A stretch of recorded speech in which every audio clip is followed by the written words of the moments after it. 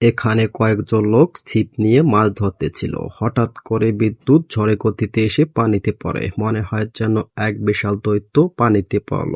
পানিতে থাকা সব মাছগুলো ছড়িয়ে ছিটে যায়।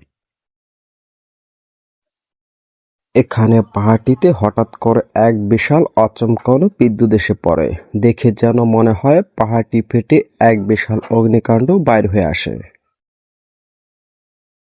এখানে এই মেয়েটি খেলতেছিল। হঠাৎ করে বিদ্যুৎ চমকায়, কিন্তু মেয়েটি ভয়ে পালিয়ে যায়।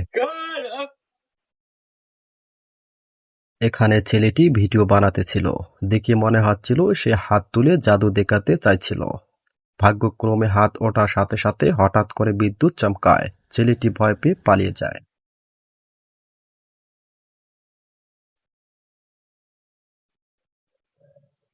খোলা আকাশে প্রকৃতি যেন নিস্তব্ধ।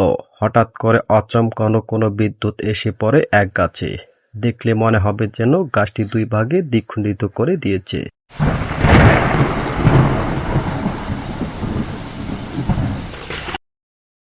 রাতের অন্ধকার দেখে মনে হবে যেন প্রকৃতি বিদ্যুৎ নিয়ে খেলা করিতেছে।